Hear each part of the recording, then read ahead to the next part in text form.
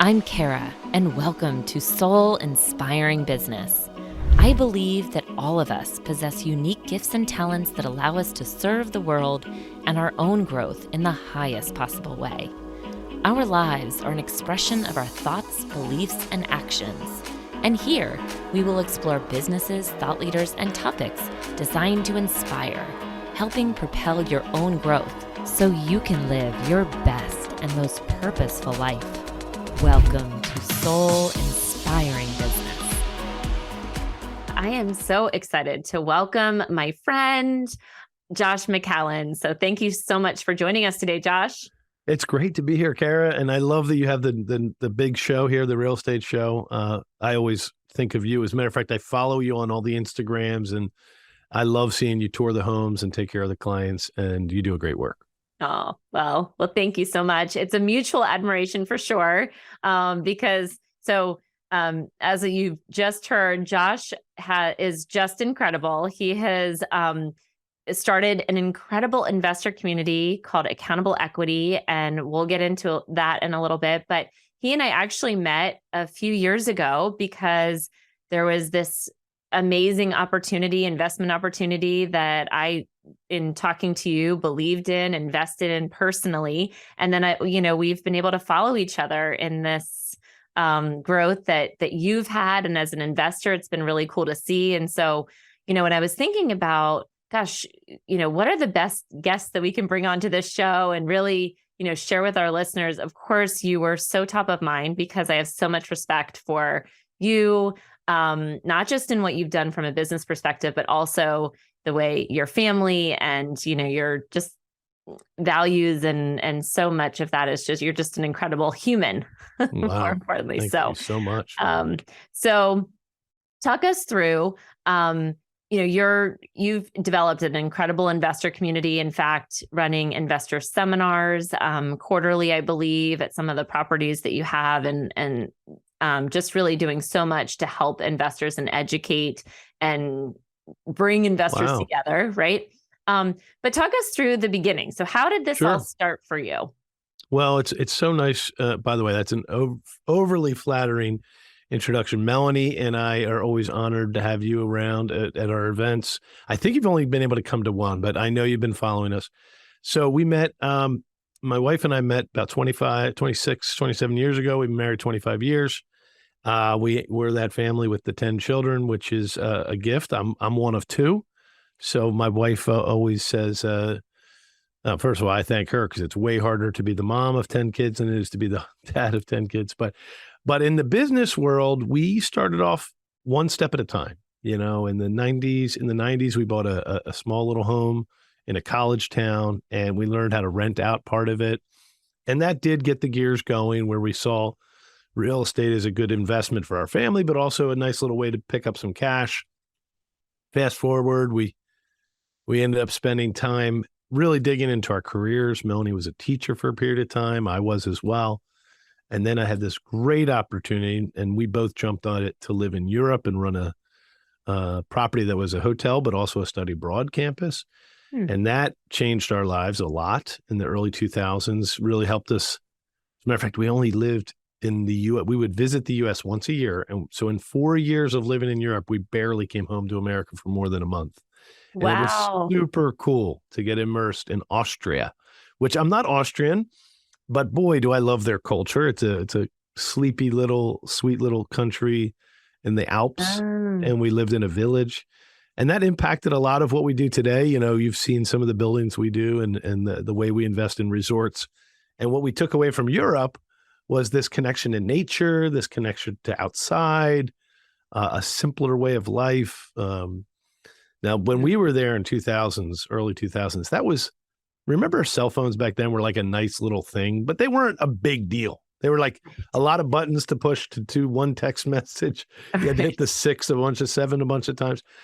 So they weren't a big deal. So we still felt like it was like the old world times over in Europe. Now, of course, everybody has iPhones and stuff, but so we got to live. What is Austrian food like? I'm just curious also. Thank you for asking. Thank you for asking. I will tell you. So for those listening, you'll enjoy this because close your eyes and picture Maria von Trapp singing on the top of a hill that the hills are alive. And then in that little, village, the Salzburg, where the film of Sound of Music is set, that's not that unlike where we lived. Salzburg Wow. we used to go there a lot. And those hills were like what was in our backyard. Of course, hers were a little bigger because she was further to the deeper part of the Alps. But the food, here's what the food is. The classic food, you have Vienna, which is the fancy city, and they have Salzburg and a lot of cities like Salzburg, which are more traditional and kind of like classic clothing, like they call it Trachten, which is the costumes. By the way, when you get to that part of Europe, like that more villagey part of Europe, they all still wear those costumes. They don't call them costumes. So I was going to say, I guess they're not costumes then. They're just. I know, but they call it Trachten, which is like a traditional clothing.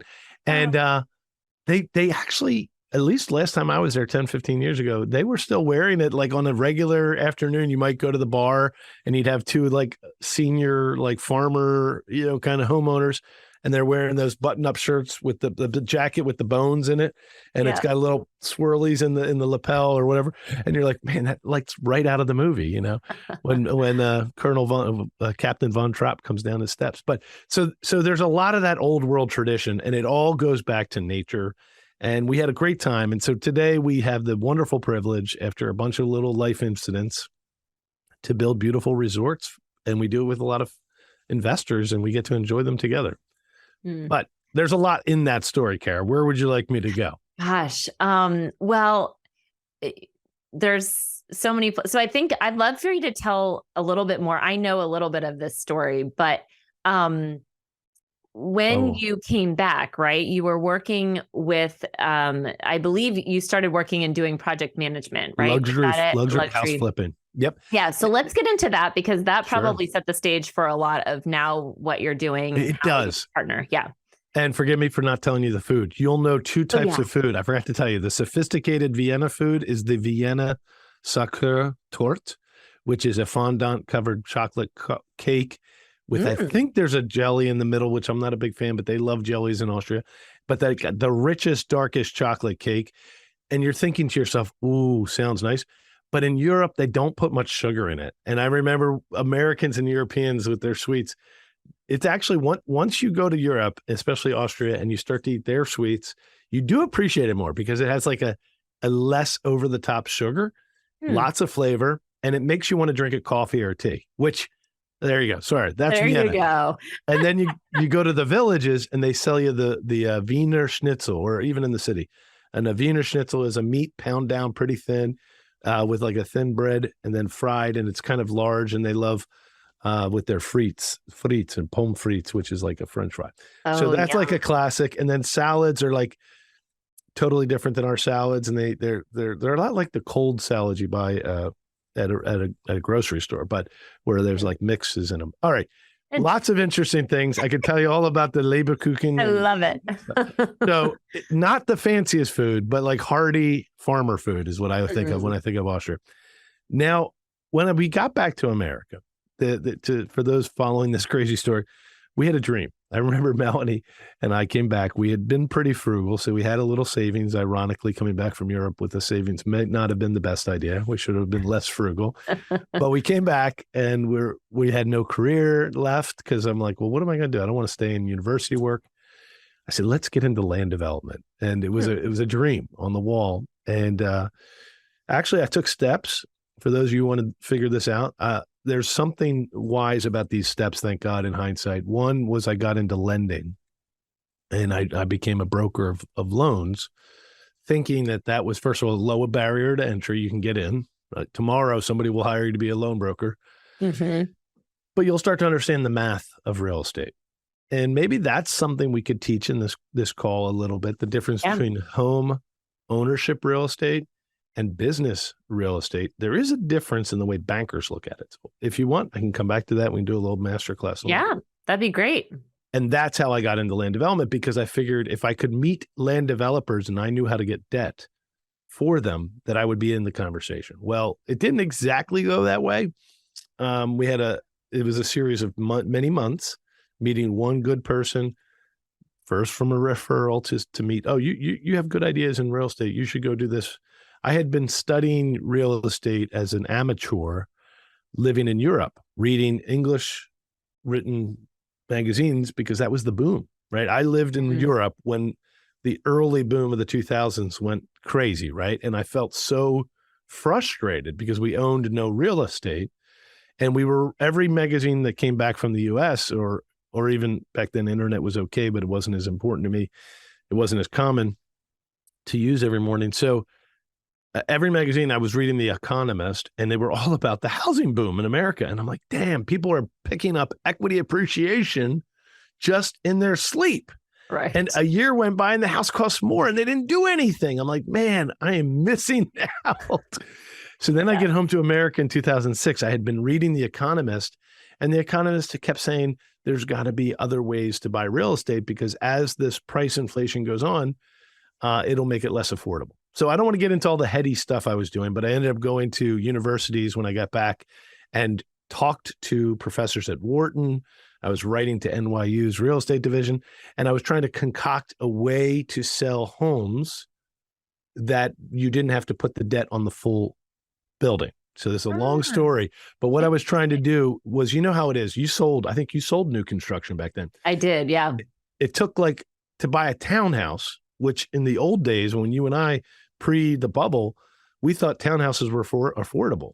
But by the time the 2006 was coming around, a townhouse was $400,000 or $500,000. And the problem with something being $400,000 or $500,000, this is a little tidbit. One of the things that drove my research back then, and I'm researching by reading magazines and thinking, was that the affordability index was really down in 2005, 2006. And here's what they meant. The research I was reading, that traditionally from the 50s, 60s, 70s, 80s, it was like 1 to 2.5 years salary of a house equaled the price of a house. So the family income for 2 years could buy a house. Now, that's not how it works, but that's how the math was kind of working. Well, by the time 2006 was coming around, people making $80,000, two of them is 160, and the houses were like $400,000 and $500,000 for a starter home. So the Economist was saying it's really out of kilter. The home value to your income is not keeping up. Basically, they're falling out of sequence. And there was this question that said, "What if you didn't have to pay for the whole house?" And so I wrote a whole business plan about what if you partnered with developers and they kept a piece of the equity as much as they could, and they got the appreciation on a portion of the house, and you got the appreciation on the portion of the house, but you got to enjoy it. So one developer after another, even my Wharton professors and stuff like that, they're like, "This is great. How are you going to build this model?" I said, "Well, I'm going to start working with developers, and we're going to figure out how to get a capital resource to buy that other 25% of the house.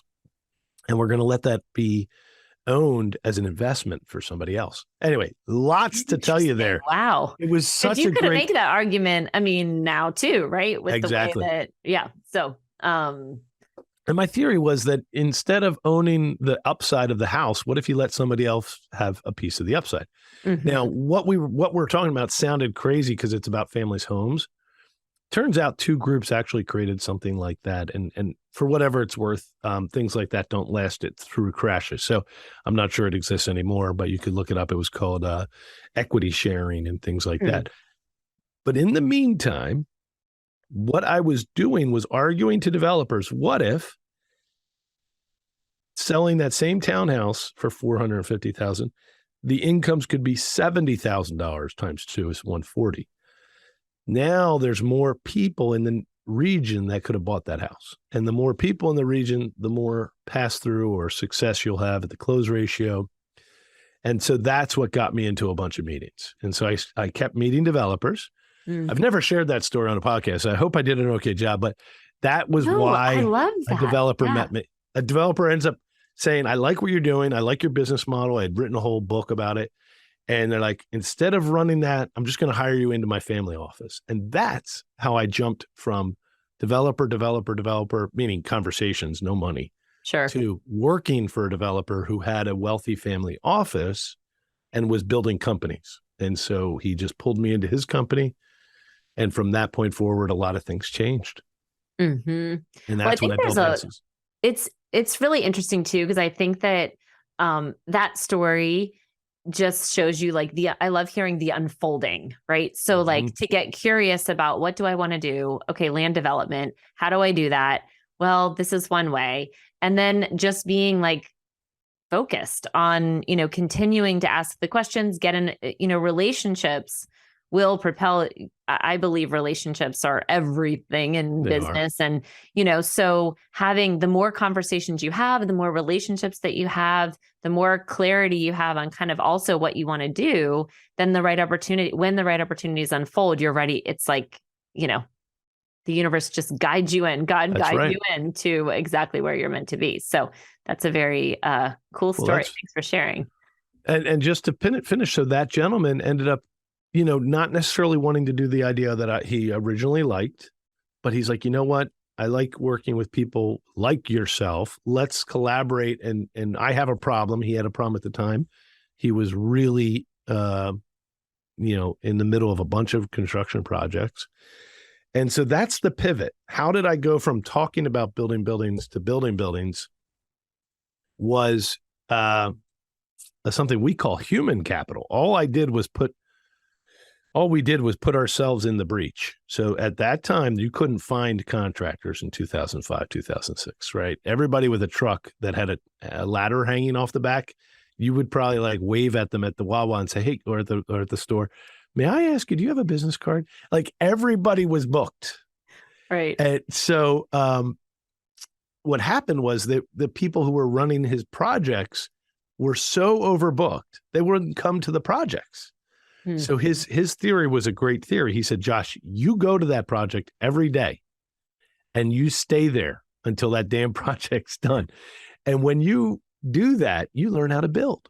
You really do. You guys could do it right now. If you have a house, Kara has a house almost finished, actually. And I'm sure if she would have just stood there every day, Kara, it would have been done a little quicker. I'm sure. Because you see the crazy that goes on. You see that somebody was supposed to show up on Monday. It's now Friday. They still haven't shown up and nobody's called them. And you're like, whoa, hold on, time out. That's the home elevator inspector. If they don't come, we're never opening. It's all the everything creates a domino of timeline problems. But if you're there and you just diligently follow up. And so I built a whole career on building luxury homes by just being there and following up. Wow. Yeah, that's so true. In that you learn so much in the building and, things like I've been in new construction, right? And so, but now this evolution of it, I've learned even so much more. So about the project management side and anyway, so let's jump in then to you. So you got this background now in building and so you knew what, you started, basically you were a project manager managing all of the production timelines, ordering, I'd imagine, like all the things that go with building these really high-end luxury homes. And when you say luxury homes, what does that mean? Well, it was 2006, 7, 8 until the crash, and New Jersey was where we were. And New Jersey's homes on the water are quite expensive at the time. And of course they are again. The average home we were building was $5 million and they were speculative flips, Kara. How crazy is that? One home. Wow. And then the biggest one was 8.5, I think we did. And then we had a compound. I got to build multiple homes on the water, all in one little private compound for like 15 million. So these were pretty crazy expensive flips. And that was 15 million, 5 million, 8 million back in 2006. Correct. So obviously way more than that. Yes. In today's value. Yeah. Yep. So you've got all of that experience and then what happens? So you see opportunity. So talk us through kind of the next iteration. Honestly, I felt pretty excited. It felt like a dream come true and loved building. It just absolutely was a dream. But then the recession started. And so from that point to not overdo it, I'm such an honor to be able to share my story. But there was a period of time where my poor wife, I put her through hell. I started a business after the recession started. I left the family office voluntarily, resigned and said, when we have work to do, call me. But in the meantime, I bought a franchise business, lost it financially, and suffered. We suffered a lot. My wife and I, there's this one magical moment in December 2010 or something like that, where I'd spent every dollar of the little tiny IRA we had and every dollar we had. And my company was repossessed. It was a truck-based franchise business that I thought that I made mistakes with. And she's like, "How could you do this to me? You ruined our lives." Like you could, the visceral gut level hurt that I had put her through. Mm. And I remember going, "Honey, I completely agree with you. I'm so mad at myself too. But I feel like this is the middle of the story. It's the middle. It's that part that it's like, wow, that was a bad idea, and then we're going to dig out, honey." And she just, I think she let me get off the hook that day. And I was dead serious. I felt like this is important that this happened. Mm. And from that point, two great things happened real quick. The same family office a year later, I had been doing consulting work for other people after I lost my company. And I was making ends meet, and we actually decided to move to DC. I had an offer from a private equity backed firm to be a chief marketing officer. And we turned it down. We were doing contract work for them. We turned it down because he asked me to come back and join the development company again. Mm. He thought the recession was over, and we took over his hotel. And from that point, he had a dumpy hotel, and we renovated it, brought it to market, and we built a franchise model, we called it, where we were like learning in the one dumpy hotel we had, we were turning it into a resort. And our theory was he had no way to sell it when it was a dump. So he had no choice but to make it less than a dump. and we figured, why not use this as a way to build a whole company? Instead of just looking at the problem, and this is part of our whole life's motto, right? If we're going to do it, there's going to be a ton of suffering. Let's do it so it has an exponential potential. Like fixing up one hotel was awesome, but we did it with a brand name on it. We put we created a brand. We had a whole prototype thing going on. We're going to buy every dilapidated hotel we can on the Eastern Seaboard and turn them into an Icona hotel, which was the brand we created together. And it was a great idea because, anyway, lots of reasons. We became successful after about a year of absolute failure, really humiliating failure for about a year. But then 3 years later, we were the 7th ranked hotel in America. Wow. Boy, were we successful. Thank the good Lord. And we ended up buying 2 more properties real quick. And that's another thing I learned. That was a commercial real estate difference between buying houses and using debt and commercial buildings using debt. Changed my perspective on how the economy works. And I'll share that after if you ask. And then later left that partnerships and built what we do now. And today we get to do the same level of kind of like exponential wealth building for that family. Now we get to do it for families. And so now we build small private equity funds and investors join us, and it's a camaraderie. And I could share hundreds of stories about why we did it that way. But in general, we love people, and we think it's exciting to have colleagues and collaborators on the investment side while we're doing these cool business things. They get to enjoy them as well. Well, so a few of the things that stuck out. Number one, when you went through that really hard time and you had that conversation with your wife, how many kids did you have at that point in time? Six. That's where it gets hairy, right? She's like, "You ruined our lives." And I'm just like thinking of the emotional, but here's the thing. And this is something that I see through, so many entrepreneurs and people that have been really successful is that everybody has a story like that to some degree, yes. Right? And the key that makes the difference, like what makes the difference between somebody taking that and seeing it as the middle of the story versus somebody that doesn't create anything from that is the resiliency that you have. And that you have to, yes, we made some mistakes. So we've made these failures, but you know what? Now we're going to turn these failures. We know we won't do that again. Right. And we're going to make something even better. Like, I think it's just a testament to also, I know you and Melanie personally, and the beautiful family that you have and the beautiful partnership actually that I think you have in a marriage. It's really beautiful to see. And so, gosh, that's just, I just wanted to mention that and throw that out because it's really special to see you, go through obviously hard times. I mean, not to make light of it, but that believed in each other enough and believed in yourself enough to know that, hey, this is not where the buck stops, you know? I know. And isn't it nice when you hit rock bottom, you're like, well, I guess, again, you can stay there. Some people, and by the way, not every time have I been able to see through these tough times, but thankfully in general, we're able to see through, and Melanie's support is the key. And, she'll give it to me though. Like, I think I even got in trouble yesterday pretty solidly. So, but at the end of the day, she's such a big supporter, and we've made mistakes, but we're still going to be supporters. Yeah. And that is, by the way, I thank her for that. She comes from a really great family and a great marriage. Not everybody had that. I did not have that. My dad had left early on. So thank God she never thought giving up was an option.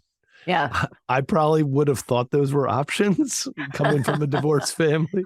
Right. But Melanie was never going to let me go. So she saved my life on that one. Thank God. Love that. Love that. So tell us more about because I think one of the things that I am passionate about helping our listeners and people in general understand are that there's so many different types of investment options and ways to build wealth, and really to build passive income, because you're not going to work forever, right? You're not. And so how do you invest in things that, that's going to pay you money when you don't want to work, right? Yep. And how do you get involved in those things? So I'd love for you to talk a little bit about, I think the story of Renault is a really cool one to share. Sure. And Renault is one of these investments that were able to really take, as you said, like you take something and then you don't just, you think of all the ways that you can leverage and make money for now into the future, right? And more importantly, as you said, the investor being central to that. How do we think of the investor as part of that and really help create passive income, not just for one family, but families, that's right, investors, and community? Well, it's an honor to be part of stuff like this. So for those of you who are listening and to reset the table, some of the things we're sharing and we're about to share, I was not aware of just 5 years ago. I got a little bit aware of it. And then 5 years ago, we created one for our friends and for people to join us as collaborators. But just 6 years ago, I was working for a mega wealthy family, exponentially able to use their own capital for projects. So that's actually how I thought projects happened. And I think most of us naturally think that you and I might be good at selling. We might be good at marketing. We might be good at one major skill set. We're the COO or whatever. And we've built financial resources for our families. And we think, well, yes, I do well for myself, but I could never do a big project like that, or I could never own something like that. My point is, I would have thought that too, just recently. And so it was through a series of relationships, as Kara said, that my eyes were open to the fact that normal families that have income, but that are not mega wealthy, have reserves, can actually meet a status that the government created called accredited. And once you're accredited investor, which just means you have several $100,000 of annual income, or you have $1 million of total assets, that means you're allowed to invest in private deals that are syndicated by people like us. Now, everybody, no matter what your resources are, can buy the house next door and you could rent it out. Or you could buy, okay, so let's start with investing for a second. Yeah. Today, it's about real estate. I'm a big believer in real estate. And let's just take one step back. Why real estate? Because real estate has stood the test of time. And they talk about things like it's a inflation hedge. And this is your home as well, folks. In real estate, the value of the real estate's going up, usually at least the pace of inflation. And simultaneously, you're paying down the debt. And so, and then, of course, the government gives you tax incentives. Like if it's your own home and you make a certain amount of profit off it, you don't get taxed on a certain amount. So there's all kinds of reasons why real estate has just a base to some of your wealth, maybe not all of it, but to a base of some of your wealth. It makes sense on a lot of levels, and maybe another show we can go into all those details. But when you buy the house next door to yours, it's worth whatever your house is. They call that comparables. And so if it's maybe a little beat up, you can pay less than what your house is worth. You fix it up and then it's worth what your house is worth. That's how you make money with houses. And it's a great way to make money. Then you could rent it out and make a little check every month. Typically, you don't make much on that, but eventually, while you're making a couple $100 or $1,000 a month, the house is maybe going up by 30,000 this year and 50,000 next year. So it's two things are happening, right? The monthly cash is helping you, and then you're paying down the debt, and then later it's worth more. All three of those things come together to make you money. Then there's a fourth one called tax and all these other things, but tax savings. But in commercial real estate, it's a little different. And I didn't realize this even as I was building those resorts for the partner. I still thought you pay something for the building, it's worth whatever the next door neighbor's building was worth. In commercial real estate, it's not exactly that way. It's actually however much cash flows through the property and stays as profit, that then gets factored into the value of the whole project. So for example, if a property was purchased for $1 million, but eventually you increase the profitability of it, even if you don't change the building, actually, if you just do a better job running the building, it may be worth upwards of 50% more or 100% more when going to get the next appraisal. Why? Because the appraisal says, here's what the real estate looks like physically. Here's how much it makes. And they put so much value on how much it makes that it can change the value of the building. They call it forced appreciation. So there's the physical fixing up of a building, and then there's the financial fixing up of the building. And what we do for investors is we buy tired old buildings, we fix them up physically, and then we overlay a bunch of cash on them in income.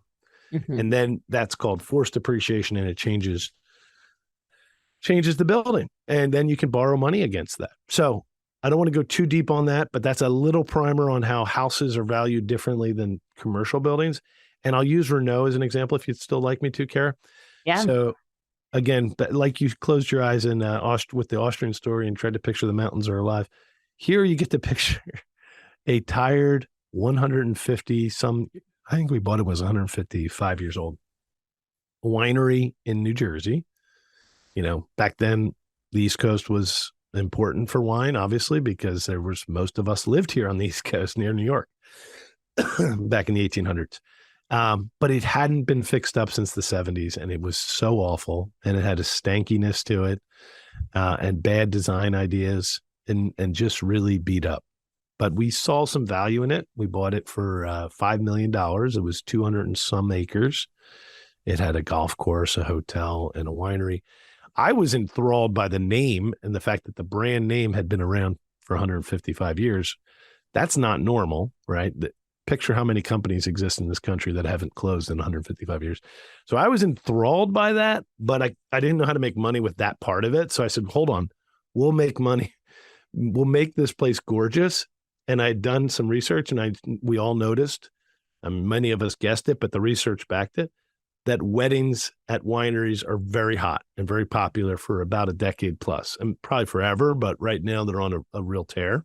And so I said, why not just focus on the weddings first, get everybody paid, make sure I pay people money on their money, and then we'll worry about building out cool things, including the wine. And we had visions for agro-tourism and a high-end culinary experiences. We had all these visions. And slowly but surely, we were building out the wedding business. And Kara was getting these emails from us. Oh, we sold hundreds of weddings, and it's way better than we thought. Obviously, construction's hard, but the sales are happening while we're under construction. It looks like this is going to work. This is 2019, 2020. Yeah. And then in March 2020, we finally finished construction, and the COVID shut us down. So that was a shocker. Yep. But you know what? And I'm sure you'll share more, but you created, lemonade out of lemons. We did. And that was probably not one of the best things that could have happened, right? But in that happening, you were able to create and pivot into so many more, reinvent so many more ways to make income than you originally thought, right? That's true. And just again, look it up while we're talking if you want, because it's a beautiful thing. It's an enormous gift, because we had these dreams to build a culinary oasis, which takes years, by the way. We're still not all the way there. We want it to be something people, kind of like Blackberry Farms and all these wonderful oases where you get there and your senses are overwhelmed. We do it, but Melanie and I have a dream to get 2 levels even deeper on that. But not every idea makes money right away. So we start with the things that make money first, get the cash flowing, get the people's salaries paid, get the investors paid. Then we can add the next vision on. So what happened that year was we said, what's going on? We're not allowed to do weddings. Ironically, we were still selling weddings during the COVID, which was a big positive indicator that we're on the right track, meaning brides were still allowed to come. Engaged couples came during the COVID wearing their masks. Wow. Legally, you could come to a hotel. I don't know why that was legal. You could come to a hotel and we could sell you a wedding in the hotel, and we couldn't serve you food or do anything, but we could sell you a wedding. And we sold hundreds during the COVID. And all of a sudden we're like, this is going to work. So we had like our peace of mind that we'd already sold hundreds. We had sold hundreds more. We were now up to like 450, 500 weddings sold since we bought it. Which also, just to set the stage, this isn't Florida. This isn't like where it's more like, this is New Jersey. It was pretty restrictive, Very restrictive. Yeah. And we were able, but that's where we just said the only legal thing we could do was outdoor dining. So all of a sudden we're an outdoor dining mecca, and we're like, we better do music, because so then we did a stage, and we were hiring more bands than anybody in the region, because, the casinos and all those places were closed. We're like killing it on the weekends with 1,000 people coming to see music, have fire pits. And then the cold weather came, and we ended up building a winter village, which, by the way, was on our wish list. Eventually we were going to do that, because Melanie and I used to live in the winter village capital of the world, Austria. And we're like, someday we got to do this the right way in America. And boom, it happened like right away, and that put us on the map. We were in the Wall Street Journal that first year, 2020. We were already on, I have it over my shoulder over there. We were on the map. We were on the news all the time, and boom, everybody was talking about Renault, all because COVID allowed us to show off our acreage and acres of outdoor dining. And we followed all the rules, and we won the day there. Wow. Yeah. And I think, and having just visited, so I invested in the property back in, when was that? 2019, maybe? Right. But we actually didn't get there until just this past year. And it's really, incredible seeing the pictures of what it was before, and then what you've been able to do with the property is just incredible. And I think what I think is really cool about the model is, as you mentioned, when people think about traditional investing in real estate, I think often we think of just the singular, I'm going to buy a townhome, or I'll buy a, detached home, and I'll rent it out and I'll make passive income that way. But we often, our eyes aren't open, or we're not exposed to these other ways that we can invest in real estate, receive tax benefits. And also sometimes I think there's a misperception that you've got to invest, hundreds of thousands of dollars in order to do that. Right. So, and that's just not the case. There's different levels and ways to make that work and invest in what you are creating, which I think is what's really special. But anyway, yes, what you've been able to create there, and hearing your talk about Austria, definitely, I can now see it. I could see all the little villages, and there's a little beautiful skating rink, and it's really a winter wonderland, and you've got hot cocoa that they're serving out. And so as an investor, it's great to see, because you've got all these different areas that are making money, right? And so I think what's, again, really incredible about you and Melanie, and really your whole team, is that you're focused on, okay, how do we create incredible experience? I know that you and I have had another podcast where we talked about the client experience, and how do you really kind of engage the senses, as you talked about, like how do you create culture where the people that you hire are built in to want to do that for your guests, as you call everybody that's right, onto any of your resorts and properties. But then, you're also creating incredible community with investors to be able to network and build relationships. Mm-hmm. And so I know we're coming up on time, and I feel like we could definitely do a part 2 and get more into a lot of the things we talked about, because I feel like we've just scratched the surface. But for anybody that wants to learn more about what Sure. you all are doing, I know you've got a great podcast too, where you have talk about investing and you bring great entrepreneurs together. But what are the best ways for people to learn more about your mission, to get involved in the investor community? Share with us. Sure. Well, it's an honor. It's an honor to have you, Kara. And yeah, we met through a relationship. So these podcasts are created, and people like Kara and I who have shows. A lot of it is hard work up front, meaning you don't know how many people get to enjoy your show originally, and you put your heart out there. I know Kara does such a great job of it. So this is your relationship, friends. You're listening to Kara and I, and we're happy that you're part of our community right now. So this is how I met Kara too, though. No, back in the day, I got to meet Kara face to face at a home. Her friend invited us over, and we had a conversation about what Melanie and I do. And a group of people got to know us one step at a time, and then eventually they became partners with us. So the best way to reach us is there is a website. Feel free to check it out. There's no stress, no fuss, no muss. There's thousands of people that went on that website. Accountable Equity, 2 words, accountableequity.com. Truly, it's a soft approach. There's webinars, there's a podcast, as Kara mentioned.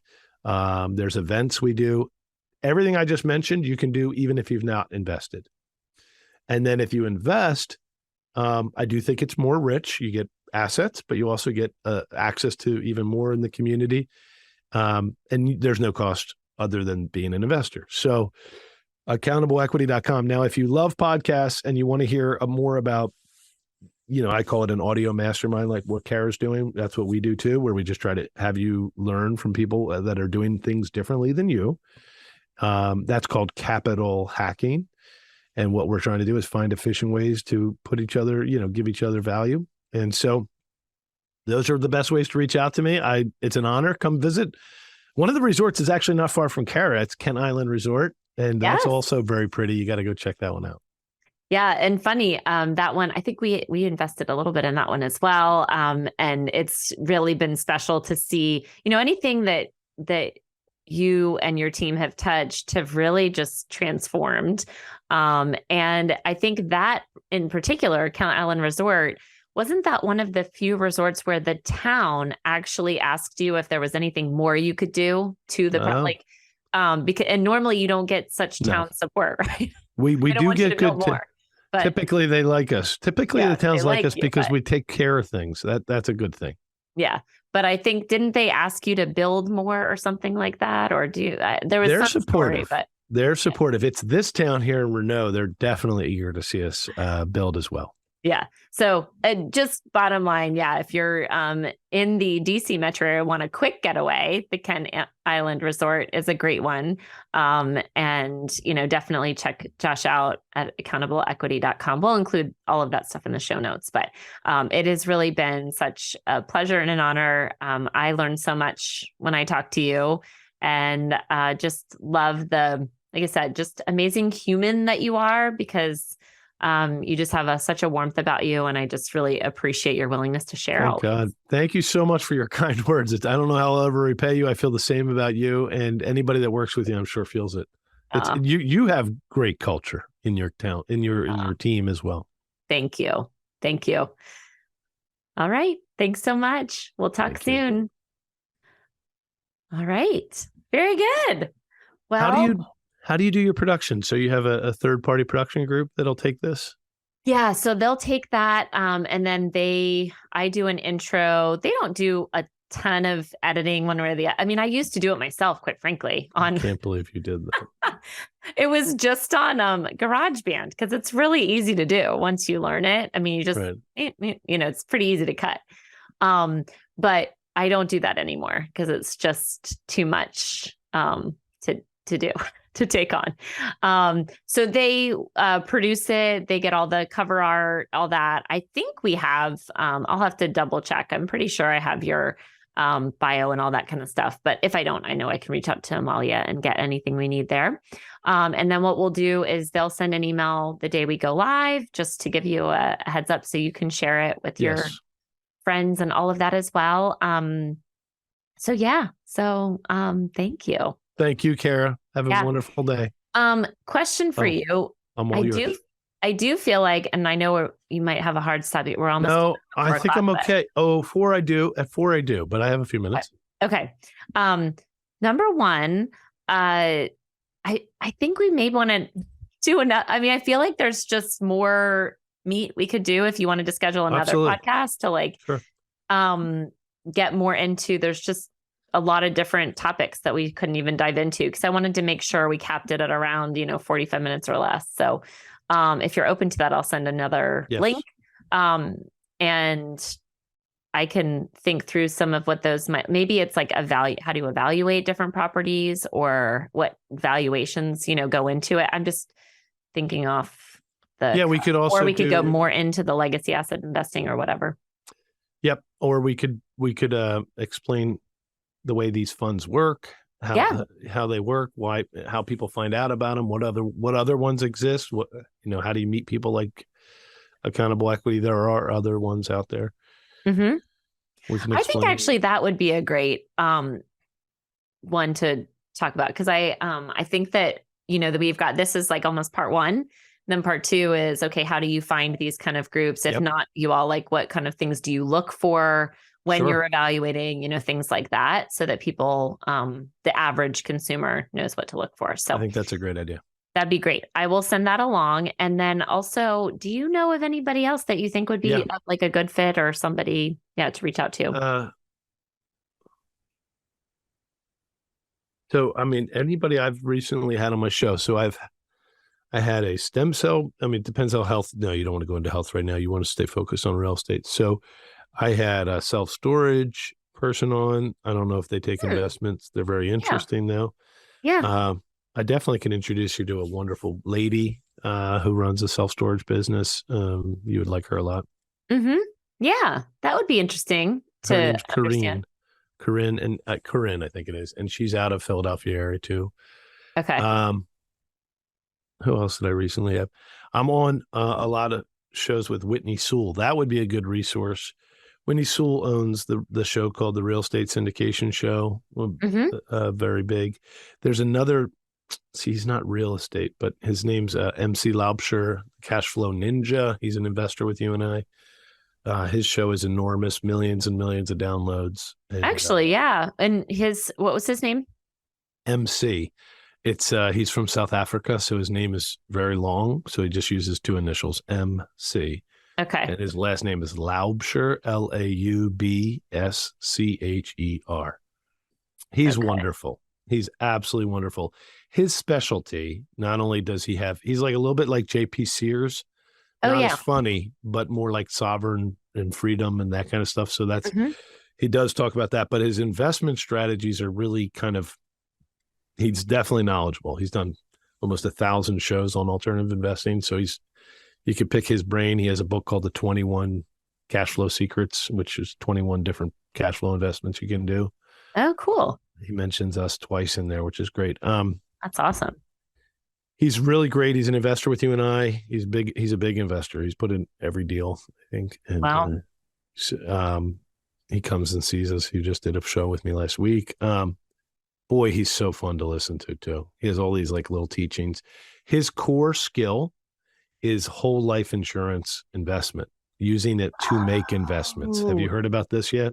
Yes. Overfunded life insurance. Yes. Really good. In fact, I first got turned on to that maybe 2 years ago or maybe a year and a half ago, something like that. Got really into it, but then like we bought the house and we've been doing all these things and spend your cash. So I'm like, we need to build the money pot. But that is definitely something. In fact, there's another, I think it's called Wealth Without Wall Street or something like that. Joey Murray. And do you know them? I don't know them, but he's like them. So he's the one Melanie and I use. Okay. And my philosophy on that, I'm a big believer in it. My goal is I love that it's kind of outside of government a little bit too, so we have hundreds of thousands of dollars in that. And the theory isn't that it's our biggest investment. I like that you can pull the cash out if you need to. Mm-hmm.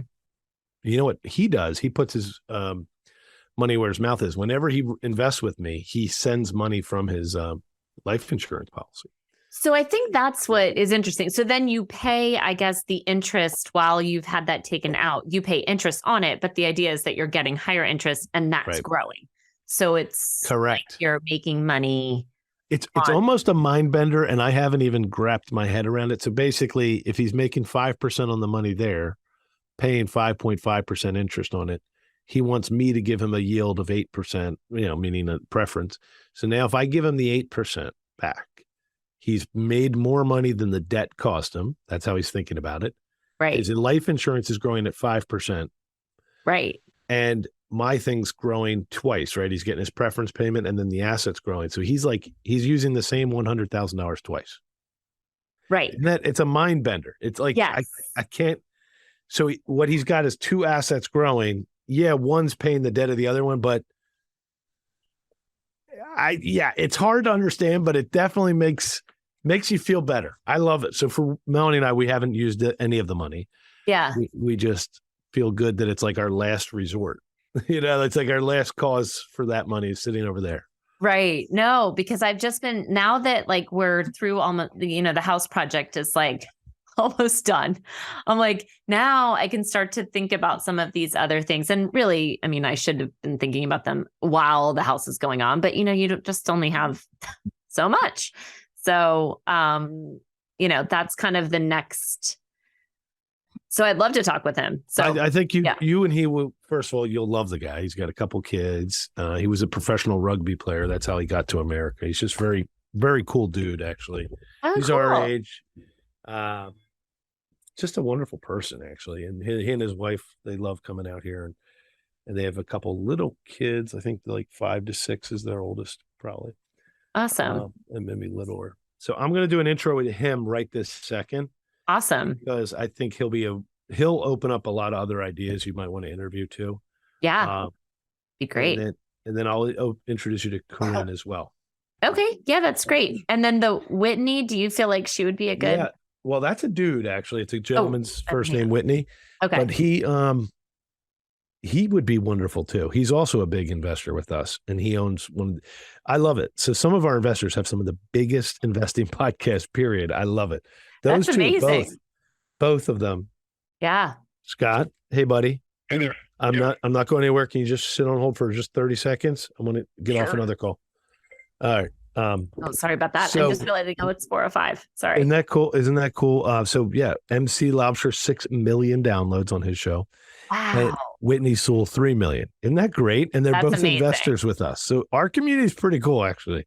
I mean, really cool. Yeah. It's really That's amazing. I'll introduce you to both of them. Okay. That'd be amazing. Thank you so much. Bye-bye. All right. Bye. Loved being here with you today and would love to connect with you more over on Instagram.